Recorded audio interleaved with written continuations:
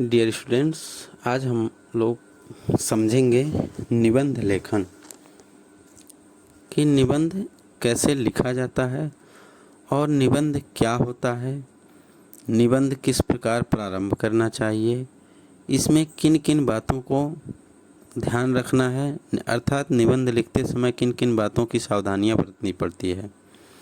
तो आइए हम लोग चलते हैं कि निबंध लेखन की आवश्यकता क्यों पड़ी। सबसे पहले हमको यही जानना पड़ेगा कि आखिर उस चीज़ की आवश्यकता क्यों पड़ी। तो विद्यार्थी की योग्यता, अध्ययन और विचारशीलता को परखने के लिए प्रायः सभी परीक्षाओं में निबंध लिखवाया जाता है। दूसरी बात यह है कि यह परखा जाता है कि कौन कितना स्पष्ट, सरल और शुद्ध सोचता है, कितना ज्ञान रखता है और कैसा लिख सकता है। इसी कारण से निबंध लेखन की आवश्यकता पड़ी। अर्थात कोई भी छात्र कितने समझदारी के साथ किसी भी विषय वस्तु पर कितना सटीक वर्णन कर पाता है, कितना स्पष्ट, सरल और शुद्ध रूप से लिखता है, सोचता है, इन सारी बातों की आवश्यकता के कारण निबंध लेखन की आवश्यकता पड़ती है। अब निबंध क्या होता है यह हम लोग जानेंगे कि किसी विषय पर गद्य में लेख लिखना ही निबंध कहलाता है। निबंध क्या होता है कि किसी भी विषय पर गद्य लेख लिखना निबंध कहलाता है। निबंध में लिखित रूप से समय तथा स्थान की निश्चित सीमाओं के भीतर एक समय होता है और एक निश्चित स्थान होता है, उसके भीतर ही किसी वस्तु, व्यक्ति, स्थान अथवा दृश्य का वर्णन करना या किसी विषय का विवेचन करना होता है, यही निबंध कहलाता है। निबंध लेखन में लिखने वाला का व्यक्तित्व भी झलकना चाहिए। यदि ऐसा न हो तो निश्चित रूप से निबंध जो है अपना सौंदर्य खो बैठता है। अब बात आती है कि निबंध किस प्रकार प्रारंभ करना चाहिए, अर्थात जब हमारे सामने कोई भी विषय वस्तु आती है तो उस विषय वस्तु पर हमें निबंध किस प्रकार से लिखना चाहिए। इसके लिए निबंध को 3 भागों में बांटना चाहिए। पहला आरंभ, दूसरा मध्य और तीसरा अंत।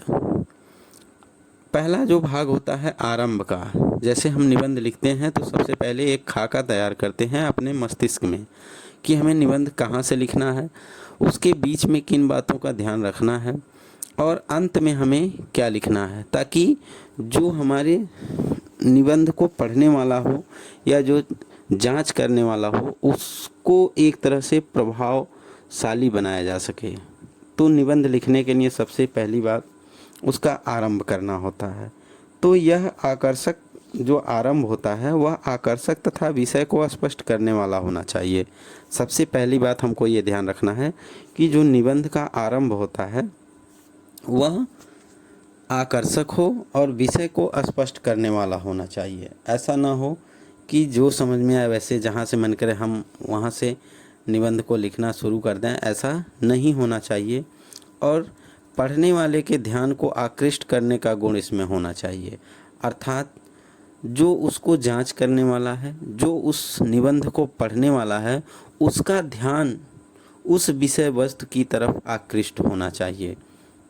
आकृष्ट अर्थात आकर्षित करने वाला होना चाहिए। निबंध की प्रस्तावना इसमें आनी चाहिए।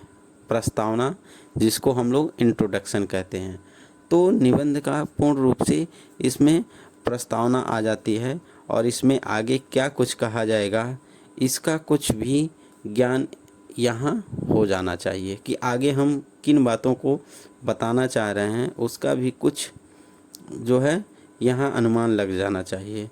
आरंभ का आकार छोटा होना चाहिए। अब जो आरंभ हम करते हैं वो छोटा होना चाहिए, ये नहीं कि बहुत बड़ा कर दें, इससे जो है तो आरंभ करने के भी कुछ नियम हैं, कुछ तरीके हैं, उसको हम आपको बता रहे हैं कि इसमें जो पहला तरीका आता है कि किसी कहानी या घटना द्वारा। अब हम निबंध लिखते हैं किसी भी विषय वस्तु पे तो उसको सबसे पहले हम किसी कहानी या किसी घटना द्वारा भी शुरू कर सकते हैं, उसको प्रारंभ कर सकते हैं, उसका आरंभ कर सकते हैं। दूसरी बात आती है कि विषय से संबंधित किसी उद्धरण द्वारा, उद्धरण जो 1-2 लाइन की होती है उसके द्वारा भी हम उसका आरंभ कर सकते हैं। फिर है साधारण कथन, जिसमें संबंधित विषय का भी वर्णन होना चाहिए। तीसरी बात आती है कि साधारण कथन द्वारा अगर कोई बात या कथन होती है उसके द्वारा भी हम निबंध का आरंभ कर सकते हैं।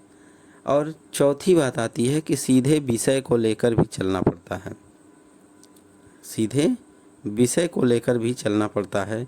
जैसे अगर उदाहरण के तौर पे देखा जाए तो संगत का प्रभाव अच्छे बुरे सभी प्रकार के व्यक्तियों पर पड़ता है।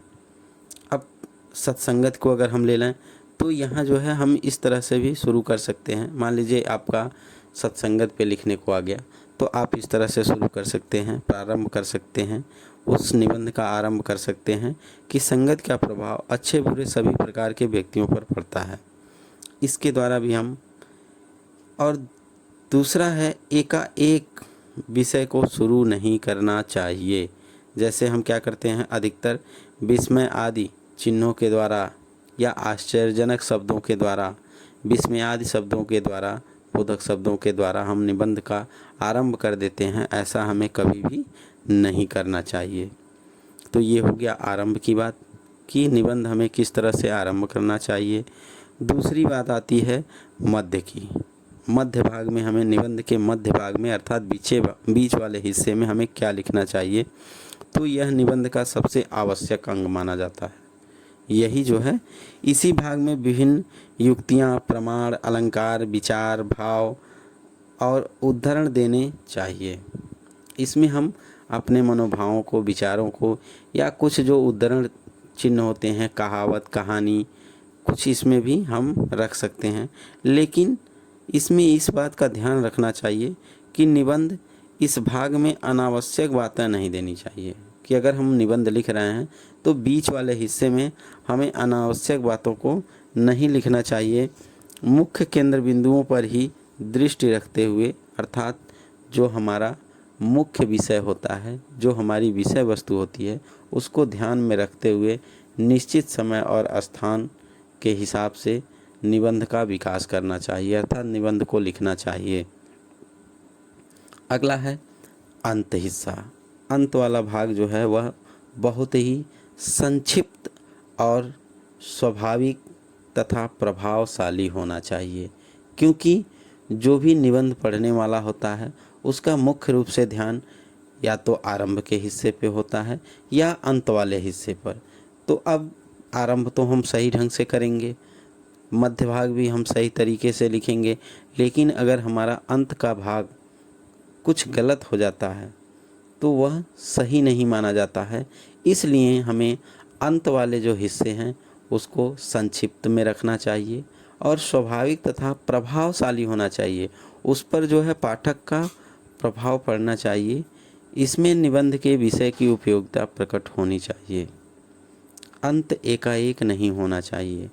यह नहीं है कि हम अचानक ही किसी भी विषय वस्तु का अंत कर दें, ऐसा हमें नहीं करना चाहिए। अब आगे बात आती है निबंध के भेद, अर्थात निबंध हम जो लिखते हैं वह कितने प्रकार की होती है। तो देखिए, हमारे हिंदी शास्त्र के आचार्यों ने या विद्वानों ने हिंदी निबंध को 4 प्रकार से बताया है। 4 उसके मुख्य भेद बताए हैं। पहला उसमें आता है वर्णनात्मक निबंध, दूसरा होता है विवरणात्मक निबंध, और तीसरा विचारात्मक निबंध, चौथा होता है विवादपूर्ण निबंध। तो पहला जो होता है वर्णनात्मक निबंध, इन निबंधों में किसी स्थान या वस्तु का वर्णन स्वाभाविक ढंग से होता है, जैसे कि वर्णन किया जाता है। इस प्रकार के निबंध प्रायः वर्णनात्मक होते हैं, जिसमें देश, द्वीप, पर्वत, नदियाँ, वन, बगीचा, ऋतु इत्यादि, नगर, भवन आदि के वर्णन होते हैं। यह जो है वर्णनात्मक निबंध के अंतर्गत आते हैं। दूसरा आपका विवरणात्मक निबंध, घटनाओं या जीवन चरित्रों से संबंधित जो निबंध होते हैं वो विवरणात्मक निबंध कहलाते हैं। इस प्रकार के निबंध में ये जो घटनाएं आती हैं, ऐतिहासिक, पौराणिक या सच्ची कल्पित कहानियों पर आधारित जो निबंध आते हैं वो आपको विवरणात्मक निबंध में आते हैं। इसके अतिरिक्त इसमें राजनीतिक, सामाजिक, धार्मिक, साहित्यिक आदि विषयों पर भी जो जीवन चरित्र आदि लिखे जाते हैं वह भी विवरणात्मक निबंध के अंतर्गत आते हैं। तीसरा आपका आता है विचारात्मक निबंध। इसमें किसी वस्तु, तथ्य, वैज्ञानिक खोज, साहित्यिक विषय आदि संबंध, उसके भाव, गुण, दोष, विचारों की विवेचना की जाती है। तो इस तरह से जो ये निबंध होते हैं वो विचारात्मक निबंध होते हैं। इसमें हमें विशेष गुण वाले अर्थात स्वभाव, गुण, विशेषता आदि का वर्णन जो है मुख्य रूप से होता है। अगला आपका आता है विवादपूर्ण।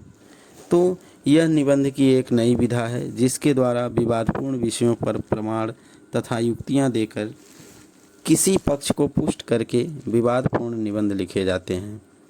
जैसे आपको विवादपूर्ण में किसी भी लेखक या किसी के भी उसको निबंध जो है, विवादपूर्ण निबंध जो है वो किसी लेखक आदि के उसके गुण दोषों के विषय में वर्णन करना रहता है।